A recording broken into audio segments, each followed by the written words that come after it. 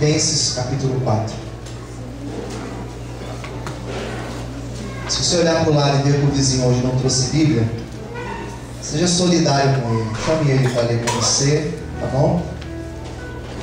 Mas não fique sem acompanhar a leitura da palavra de Deus, tá? Pega aí a sua Bíblia. Alguns são mais modernos, tem um aplicativo no celular, no seu iPhone. Muito bom. Então não vale mexer na mensagem enquanto estou pregando. Não vou orar com o celular pifado. Estou brincando, está amarrado essa palavra. E depois quero falar que a culpa é minha. Estou brincando, gente, pelo amor de Deus. Eu não sou desses pastores chatos, eu não sou chato. Às vezes eu sou, né? Meus filhos falam que eu sou chato. Pastora não, ela fala que eu sou muito legal. Os meus pais também me acham legal. Quem já encontrou, diga amém. Amém. Versículo 12. Sei estar abatido, sei também ter abundância. Em toda maneira, em todas as coisas estou instruído, tanto a ter fartura como a ter fome, tanto a ter abundância como padecer necessidade. Versículo 3 é bonito, vamos ler. Posso todas as coisas naquele que me fortalece. Amém? Senhor, fala conosco. A palavra ferida, os corações agora estão abertos, bem atentos para receber uma palavra viva e eficaz. Fala conosco, Senhor, eis-nos aqui, nos abençoe nesta noite, em nome de Jesus. Amém e graças a Deus. Todos digam amém? Amém. Vamos aplaudir bem forte o Senhor Jesus.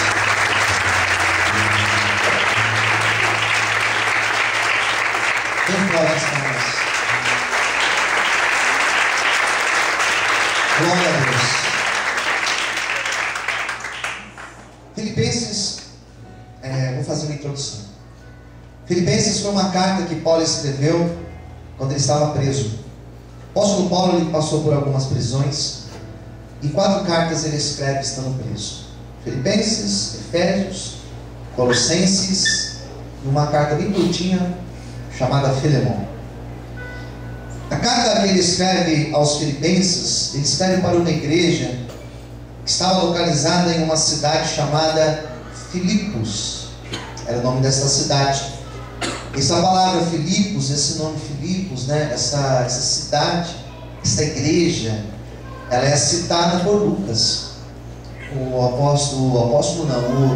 O evangelista, aquele que escreve o evangelho, o Lucas, que também escreve Atos. Ele fala acerca dessa comunidade que surge em Filipos. Uma comunidade que surge na casa de algumas mulheres. Mulheres que tinham um apreço muito grande pela vida de Paulo. Que oravam por Paulo, que intercediam por ele. E elas eram instrumentos de Deus para o desenvolvimento da igreja, daquela comunidade, naquela cidade chamada Filipos. Era uma cidade que naquela época ela estava debaixo de um império, o Império Romano. O Império Romano, que era a maior potência mundial daquela época, e Filipos fazia parte, era uma das províncias do povo romano. E Paulo, ele leva o evangelho nessa cidade, ele prega o amor de Cristo nessa cidade, e muitas pessoas se convertem.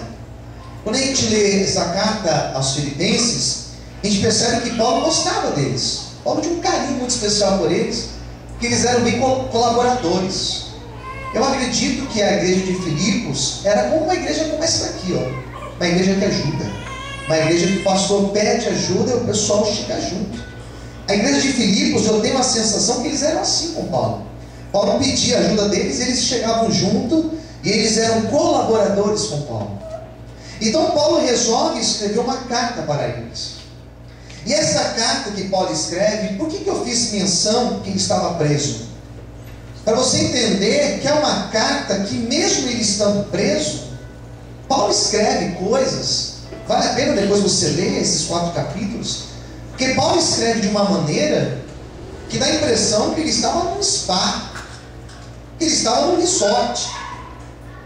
Dá a impressão que ele estava lá na Costa do Sauípe, né? Dá a impressão que ele estava lá em Fernando de Noronha fazendo turismo, vendo os golfinhos. Ele escreve de uma maneira, ele escreve com o coração, parece que ele estava transbordando de alegria. Parece não, ele estava. Então eu acho isso interessante. Que Paulo não tinha problema. Paulo tinha convicções muito bem resolvidas acerca de Deus e acerca de Cristo. Então quando ele escreve esta carta, ele não escreve chorando, como ele escreveu, por exemplo, a segunda carta aos Coríntios, que eu preguei há poucos dias atrás. Mas ele escreve com o coração dele extremamente feliz. Ele estava preso, não sabia qual seria a condenação dele, porque ele ainda seria julgado. Ou ele morreria, ou ele seria morto, ou então ele alcançaria a liberdade dele. Mesmo sem saber se ele morreria ou não, Paulo estava extremamente feliz quando ele escreveu essa carta. É tanto que o tema central da carta é alegria. Ele fala em alguns momentos: regozijai-vos sempre no Senhor. Outras vezes vos digo: regozijai-vos no Senhor. Se alegre no Senhor. Então ele não queria que o povo ficasse triste pela prisão dele, mas que eles ficassem alegres, porque ele estava ali porque ele tinha pregado o Evangelho. E esse versículo que eu estou ministrando hoje, esse versículo eu ministrei de manhã. Eu dividi esse versículo em duas partes, porque Paulo ele vai falar de duas situações bem diferentes. Paulo ele fala sobre ter abundância na vida, e ele fala de ter necessidade na vida. E de manhã eu ministrei sobre o que é ter abundância. Foi lindo o culto da manhã. E agora à noite eu vou falar sobre como ter necessidade, o que é ter necessidade, né? E Paulo fala de dois extremos. Paulo não está falando aqui da vida mediana. A vida mediana é a vida que a maioria de nós aqui temos. A vida mediana é aquela pessoa que trabalha, recebe o seu salário, que talvez não é muito, mas é um salário que te dá a condição de você pagar sua água, sua luz, de você ir lá no mercado e comprar algumas coisas para a tua casa e você sobreviver. Apesar que a conta de luz está muito cara, né? Só Deus para ter misericórdia. Quem está pagando a luz em dia é ostentação. Quando você paga a luz, acende todas as luzes da tua casa, tira uma foto e fala: aqui é ostentação. Conta de luz e combustível é só pela graça, né? Quando eu tenho que viajar para algum lugar e vou encher o tanque, eu me sinto: então enche o tanque aí, é que pode. Às vezes eu vou para a chácara e eu tenho que fazer isso, né? Mas a vida mediana é aquele que come simples, que paga suas contas e vive simples. Algumas pessoas nascem e morrem nesse mediano. Paulo não está falando do mediano. Paulo está falando da pessoa que tem abundância. Quem entendeu? Diga amém. Amém. Esse ter em abundância é ter muito. Esse ter abundância é você escolher. É você falar: eu quero aquele. Esse ter abundância é você realmente ter muito. Quando você conversa com alguém que tem muito dinheiro, não estou falando de dinheiro, não de muito, muito. É um outro tipo de conversa. Ele não se importa sentar numa mesa para fazer um jantar e gastar naquele jantar, ele e a sua esposa, no dia dos namorados, gastar R$1.500. Não importa. Dividir a carta de vinhos e pedir lá aquele vinho que custa não sei quantos mil, eu quero aquele vinho. Ele não importa com o valor, não importa. Ele quer nas férias dele, do mês de julho, pegar um avião aqui em Guarulhos e ir lá para Cancún, por exemplo. Ou então ele quer ir lá para a Grécia, por exemplo. Para ele é indiferente. Ele fala da Europa como se ele estivesse falando: eu vou ali para Mauá. Nada contra Mauá também, né? Eu vou ali para Embu. Vou lá para Mairink. Ele fala: vou ali para o outro lado, porque ele tem muito. Existe um risco muito grande de você ter muito. que quando você tem muito, estou dando um resumo do que eu preguei de manhã. Quando você tem muito, é perigoso você se tornar uma pessoa soberba. E a soberba leva a queda. Quem entendeu, diga amém. Amém. Quando você tem muito, você tem uma sensação de falsa segurança, que também é terrível isso, porque você se sente o todo-poderoso. Quando você tem muito, é perigoso você tendo esse muito, você perder o valor das coisas. Você começar a tratar as pessoas, seus amigos, seus familiares, como se eles fossem uma mercadoria, por exemplo. Não é uma regra, né? Conheço pessoas que têm muito, são pessoas maravilhosas de lidar. E o grande problema também é que às vezes a pessoa, por ter muito, ela se afasta de Deus. Por isso que Salomão falou assim: Senhor, não me dê muito para eu me afastar de Ti, e não me dê pouco também, ou mínimo, por causa de minha dificuldade eu te deixar. Me dê o suficiente. Então Paulo fala do extremo, que é ter muito. Ele vai lá na outra ponta, o que é passar fome, ter necessidades. E por isso que ele vai dizer no 13: eu posso todas as coisas, eu posso ter muito, posso estar lá em cima na ponta, como eu posso estar aqui embaixo. Deus vai me fortalecer, Cristo me fortalece para isso. E a minha reflexão está no teu mínimo. Passar necessidade, passar por lutas. Porque Cristo, Ele poderia nos dar uma vida para todos que estão aqui. Ah, você foi no culto? Bom, você frequenta a igreja, então vou te dar a vida próspera. Vou te enriquecer. Vou colocar você dentro de uma redoma de vidro e nenhum mal vai atingir você. Ele poderia pegar os seus filhos que te servem com tanto amor e fazer eles se tornarem como um super-homem ou uma super-mulher, e não tem problema nenhum na vida. Seria fácil. E acredito que a vida perderia até a graça se fosse assim. Mas Cristo não prometeu isso em lugar nenhum na Bíblia. Ele falou: você vai me servir, e você vai me servir pelo amor. Se eu te der ou não te der, o nosso relacionamento vai ser pelo amor. E é disso que Paulo fala. E é dessa alegria que Paulo fala. Nós falamos muito, pregamos muito da prosperidade que Deus pode dar. As igrejas estão lotadas que falam dessa prosperidade. Eu não fico triste porque a minha igreja não está como aquela. Fico triste de ver tantas pessoas atrás disso, quando na verdade o Evangelho não se resume a isso. Eu poderia usar uma falsa interpretação, uma falsa hermenêutica, em termo teológico. Eu poderia usar uma falsa hermenêutica aqui e falar só da prosperidade, só da abundância.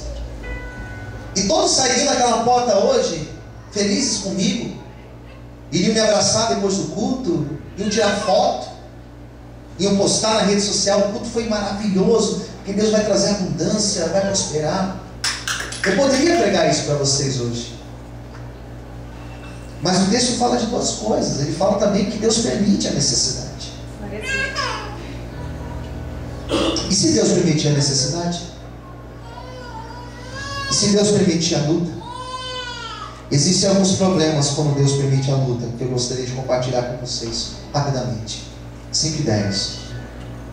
Primeira coisa, eu tenho observado dentro da igreja que quando Deus permite alguém passar por lutas, não é uma totalidade, mas alguns, quando Deus permite a luta, alguns começam a olhar para o lado de fora da igreja e começam a observar, sobretudo, os ímpios. O Salmo 73, que é um salmo de uma época chamado Asaf. Asaf teve essa síndrome. Asaf fala da seguinte maneira no Salmo 73: verdadeiramente bom é Deus para com Israel e para os limpos de coração. Quanto a mim, os meus pés quase que se desviaram. Pouco faltou para que eu escorregasse os meus passos, pois eu tinha inveja dos soberbos ao ver a prosperidade dos ímpios. Porque não há aperto na sua morte, mas firme está na sua força. O grande problema é que às vezes nós estamos na luta por permissão de Deus.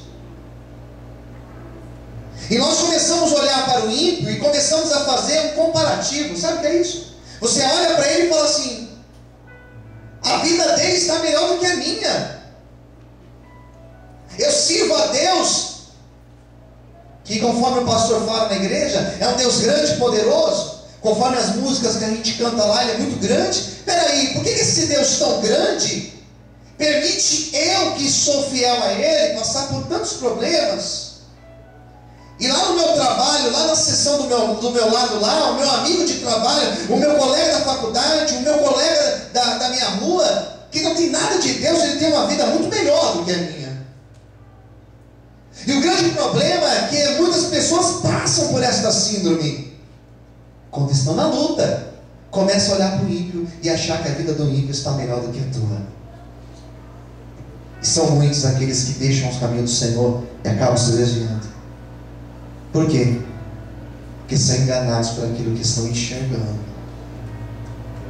O que eu quero nessa noite dizer para você, que servir a Deus vai muito além disso. Daquilo que eu tenho ou deixo de ter. Servir a Deus vai muito além do valor que eu tenho na minha conta, eu deixo de ter na minha conta. Servir a Deus vai muito além se depois do culto eu vou comer um pão na minha casa, ou se eu vou sair com a minha esposa para jantar no melhor restaurante da cidade de São Paulo. Servir a Deus vai muito além disso. Por isso, independente se você tem ou se você não tem, não olhe para a prosperidade do ímpio, não tenha inveja daquele que prospera no teu caminho, mas fale um pouco com Deus do que o mundo de muitos ímpios. Amém, queridos? Coloque os teus olhos no Senhor. Aleluia. Você pode aplaudir o Senhor?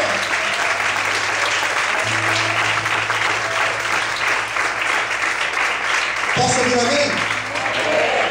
Segundo lugar, muitos, quando estão nesse momento de luta, de adversidade, de necessidade, eles acabam achando que, eu ouço isso, estou falando porque eu ouço, né? Deus não está comigo, pastor. Ah não, Deus não está comigo. E não é culpa da pessoa, é culpa daquilo que ensinaram para essa pessoa. Posso ouvir amém? Amém. Jó estava com a vida arrebentada. E quem olhava para Jó dizia: Deus não está com Jó, porque olha a vida dele. E as pessoas têm essa mania de medir. Eu vim para cá e Deus está comigo agora, porque agora eu tenho. Não. O que eu tenho eu deixo de ter não pode medir o nível se eu tenho ou se eu não tenho Deus na minha vida. E não é porque eu estou passando por um momento de adversidade, por permissão de Deus, vale lembrar sempre que Deus não está comigo. E digo mais, é tão verdade que Deus está conosco, que Ele tem nos sustentado nessa luta. Tão verdade que Deus está conosco, que nós continuamos com a esperança de que o dia de amanhã será melhor do que o dia de hoje.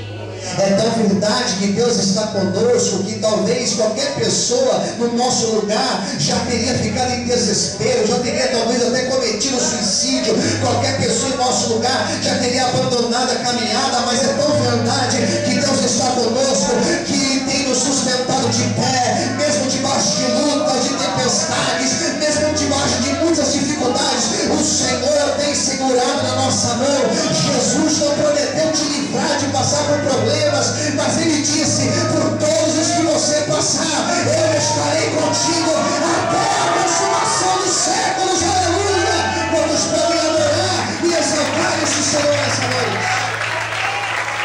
Aplauda o Senhor Jesus. Aleluia! Posso ver amém? Nunca diga isso: o Senhor me abandonou, porque Deus não vai te abandonar jamais. Você pode dizer isso para quem estiver perto de você? Fala para essa pessoa: Deus. Não, fala com mais fé, mais forte. Diga assim: Deus jamais vai te abandonar. Amém? Terceiro lugar, o grande problema de passar pelas adversidades, que muitos abandonam a fé. Ah, eu não creio em mais nada. Ah, virei um incrédulo, pastor. Não creio mais. Ah, não, irmã, mas tem que crer, Deus existe. Não, Deus existe. Deus existe. Que se Ele existisse, Ele não ia permitir. São muitos aqueles que na hora da luta deixam de crer, se tornam descrentes, não voltam mais na igreja. E eu volto a falar, é culpa do que foi ensinado para ela. Me dá desespero quando alguém que frequenta esta igreja aqui, que me ouve todo dia, e olha que o povo aqui me ouve, eu prego quase todos os cultos, tem CD, tem DVD, tem vídeo, o pessoal grava as mensagens e manda pelo WhatsApp. De vez em quando eles mandam até para mim as minhas pregações. Não falo. Aguento mais ouvir esse cara. Porque eu prego aqui, sou eu que faço o DVD, a matriz do DVD, eu ouço na rádio a minha voz. Meu Deus do céu. Às vezes de madrugada, programa de madrugada, eu ligo lá e falo, meu Deus, eu estou falando ainda, meu Deus. Nem eu me aguento. Então o povo me ouve. E me dá desespero quando eu ouço alguém daqui querendo abandonar a fé. Não, vou deixar, parar. Mas por quê? Por causa da tua luta. Daí eu olho para uma pessoa que nem o nosso irmão Diácono Juninho. Que lição. Como eu estou aprendendo com o Juninho. Está em cima de uma cama, sem os movimentos. Vai conversar com ele. Está na fé, queridos. Está na convicção que Deus está no controle de todas as coisas. Faz mais de um mês que ele está em cima desse leito. E eu vou todas as semanas visitá-lo. E nenhuma vez eu fui lá e ele falou algo diferente para mim. Ou murmurou da situação dele. Em todo o tempo ele está ali, adorando, exaltando a Deus. Recente eu fui visitar ele e falou assim, pastor, traz as suas pregações para mim em MP3. Grava lá um monte, traz para mim no pendrive, eu quero ouvir as pregações. Provavelmente ele vai ouvir essa pregação, que eu estou citando ele como um grande exemplo de fé. Por isso que eu creio que ainda ele vai chegar aqui andando para a glória de Deus. Quem também crê nisso, aplauda o Senhor. Visita ele, Senhor, agora. Leva a bênção sobre o teu filho, Senhor. Segura a mão do teu filho, Senhor. Que ninguém aqui quer abandonar a fé, Senhor, aleluia. Mas que nós possamos crer em Ti, crendo no poder, crendo na tua soberania, Senhor. Não abandone a sua fé, pois o Senhor está contigo nesta luta, nesta caverna, nesta prova, nessa dificuldade. Em quarto lugar, muitas pessoas, quando estão passando pelo vale da necessidade, da luta, dão brecha para a murmuração. Abre a boca para reclamar. E fala assim para quem estiver perto de você: há poder nas tuas palavras. Fala assim para ele: ao invés de murmurar, a partir de hoje, nós vamos profetizar. Amém, Deus. E muita gente que ao invés de, sei lá, profetizar mudança, ele murmura. E alguns murmuram demais, irmãos. Alguns murmuram demais. Você concorda comigo? Quem concorda? Diga amém. Amém. Ah, reclama demais. Reclama demais. Tempo atrás aí, minha irmã veio me ligar desesperada. Meu filho, pastor, ora por ele. Eu achei que tinha acontecido um acidente comigo. Do jeito que ela me ligou, ela veio me contar que não sei se ele ia estudar no Jacob, ao invés de estudar no Piquiri, ou vice-versa. Aí, mano, vai estudar, glória a Deus por isso. O menino está na rua, desesperada, como se fosse mudar alguma coisa, Piquiri, Jacob. Não dá nada. Mas tem gente que reclama demais. Quem concorda de amém? Pega um prato de comida, não tem tomate. Ou tem tomate. Não, porque eu tenho que... Segunda-feira, irmãos, eu acho impressionante. O cara acordar de manhã, ou a mulher acordar de manhã e reclamar porque vai trabalhar. Tem gente que não tem emprego. Tem gente que não tem saúde para trabalhar. Tem até vontade, mas não consegue, o corpo não ajuda. Murmura e murmura demais. O apóstolo Paulo deu uma lição como passar pela luta. Tem uma parte de Filipenses que ele escreve. Você sabe que essa carta ele ditou para o Manoel. Manoel era aquele que escrevia. Era alguém que acompanhava Paulo e estava preso com ele. Então Paulo estava ditando para ele a carta. Teve um momento que Paulo falou assim: escreva aí, os irmãos, alegrai-vos no Senhor. Se alegre no Senhor. Eu imagino o menino escrevendo, o seu Manoel escrevendo, e ele para assim. Como é que é, Paulo? Manda ele se alegrarem no Senhor. E talvez o rapaz olhou para o Paulo, viu ele preso, sofrendo preso, e falou: não estou entendendo. Como assim alegrar no Senhor? Olha o estado dele. E Paulo, percebendo, ele fala assim: outra vez vos digo, escreve de novo, regozijai-vos no Senhor. É um texto que tem duas falas. Duas vezes ele fala regozijai-vos no Senhor. 2 versículos para baixo ele repete: regozijai-vos no Senhor. Outra vez vos digo, regozijai-vos no Senhor. Sabe o que é isso? É uma lição, queridos. Quando nós estamos passando por lutas, não é que Deus não te ama, não é que Deus não tem carinho por você, não é que Deus não está preocupado com você. Quando você ora e pede para Deus mudar alguma coisa hoje, não acontece no teu tempo, não é porque Deus não te ama, é porque Ele sabe a hora certa de te abençoar. Essa luta, esse deserto, é Deus te ensinando, é Deus mudando o teu caráter, é Deus preparando o melhor para você. Se não deu certo hoje, não reclama. Amanhã você ainda vai dizer obrigado, Senhor, porque não deu certo, porque agora o Senhor fez o melhor na minha vida. Você pode aplaudir e exaltar a Ele nessa noite. Glória a Deus. Amém, queridos? Em quinto e último lugar, Paulo ensinou que nós devemos ter a certeza da presença do Senhor conosco. Passamos pelas adversidades, mas eu tenho certeza, eu creio que Deus está comigo, isso está muito dentro de mim e nada vai mudar essa realidade. Deus está comigo. Vamos dizer isso? Diga: Deus está comigo. Mas diga assim: Deus está comigo. Amém. Que essa convicção ela possa existir dentro de você. Você que está na luta ou você que está na abundância, não importa se a vida tem sido favorável para você ou se a tua vida tem sido muito dura, o Senhor está contigo. Mais importante do que tudo isso é ter certeza que naquele grande dia o nosso nome será chamado pelo Senhor. Essa esperança, ela deve nos conduzir a caminhar firmes em Cristo. Que Deus te abençoe, que esta palavra possa continuar te inspirando em sua caminhada. Sei ter abundância, mas eu também sei passar pelas necessidades. O meu coração, ele se alegra de qualquer maneira. Vamos aplaudir ao Senhor. Que Deus te abençoe.